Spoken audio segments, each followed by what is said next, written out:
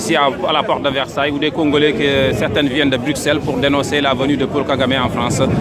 Je vous laisse vous présenter et nous expliquer les raisons de cette mobilisation. Je m'appelle M. Menama Edi, je viens de la Belgique. Ici, nous sommes venus, tout le Congolais de l'Europe, essentiellement, donc dans le périphérie ici, de la France, c'est de la Belgique. Nous venons de la Belgique. Il y a ici de la Hollande, de l'Angleterre, de l'Allemagne. Qu'est-ce que nous sommes venus faire en France? Nous sommes venus dénoncer la présence du plus grand criminel actuellement au monde, Paul Kagame. Celui-là qui a massacré plus de 10 millions de Congolais, qui a massacré plus de 2 millions de Hutus, ceux-là qui ont fui le génocide en 1994 du Rwanda pour le Congo. D'ailleurs, une information judiciaire a été ouverte à ces sujets, ici en Belgique, en France. Alors, nous ne comprenons pas comment ça se fait qu'un criminel de si grand chemin, un génocidaire, puisse venir ici, en Belgique, en France, dans le pays des droits de l'homme, le pays qui a consacré l'avènement du droit de l'homme, d'ailleurs, où a été écrite la Déclaration universelle des droits de l'homme. Donc voilà, c'est cette hypocrisie que nous sommes venus dénoncer ici. Cet homme n'a pas sa place dans le concert des nations. Voilà. Mais ce que vous dites, si c'est vrai, pourquoi il n'y a pas assez de preuves? Pourquoi il n'est pas suivi comme d'autres à la CPI ou quelque part? Oui, mais monsieur, le monde est dirigé par les riches. Le monde est dirigé par le fort. Les preuves, ce ne sont pas ça qui manque. Les preuves sont patentes. Mais qu'est-ce que Kagame représente aujourd'hui? Kagame représente ce cheval des Troies de l'oligarchie anglo-saxonne dans le monde. Ils l'ont installé pour le bien, pour la richesse du peuple congolais. Pour leur richesse à eux, mais au détriment du peuple congolais. Kagame sert, Kagame est important, Kagame rapporte de l'argent, alors Kagame le soutient, on ferme les yeux sur ses crimes. Dois-je vous rappeler aussi que voilà, malheureusement, il a, entre guillemets, cette immunité présidentielle qui est donnée à tout le chef de l'État en fonction. Donc voilà quoi, donc nous ne comprenons pas pourquoi cela ça se passe. Il y a ici comme 2 poids 2 mesures.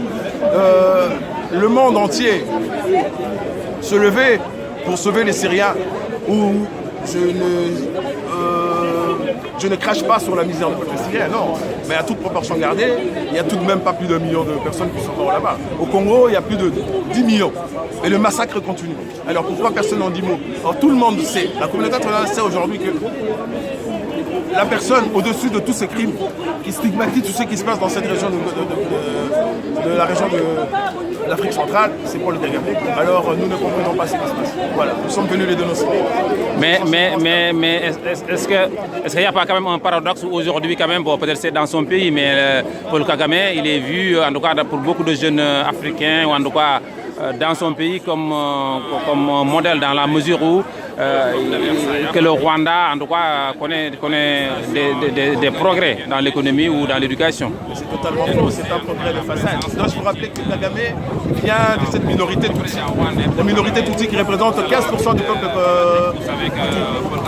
le peuple rwandais. Le peuple Hutu représente 80%. Et cet homme a été élu après qu'il ait fait le génocide au Rwanda à 94% de voix. Pensez-vous réellement que ces Hutus sont si bêtes que ça pour les lire? Non, ce qui se passe là-bas, c'est le pouvoir de fort. Kagame est occupé à écraser tout le monde et il a évidemment une communication. Ça, je dois le reconnaître, il a comme formidable. Il se fait passer pour celui-là qui se fait passer pour le bon et pourtant le méchant, c'est lui. Je dirais ceci. À la lumière de ce qui se passe aussi dans l'histoire, nous savons que ces gens-là, une fois au pouvoir, ils se protègent. Une fois qu'ils seront au pouvoir, toutes les vérités qui sont dites aujourd'hui sont mises à la face du jour et le monde verra ce qu'est réellement Kagame.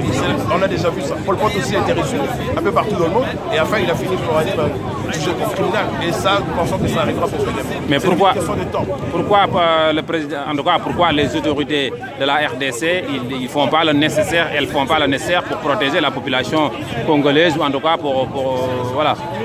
Le premier combat du peuple congolais, c'est d'abord contre ce qui s'est passé en 1994 et 1997. Dois-je ici rappeler l'histoire?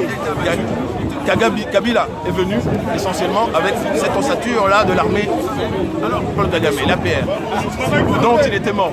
Vous savez, nous considérons aujourd'hui ici, les gens qui sont ici, comme que le Congo est occupé. Vous comprenez?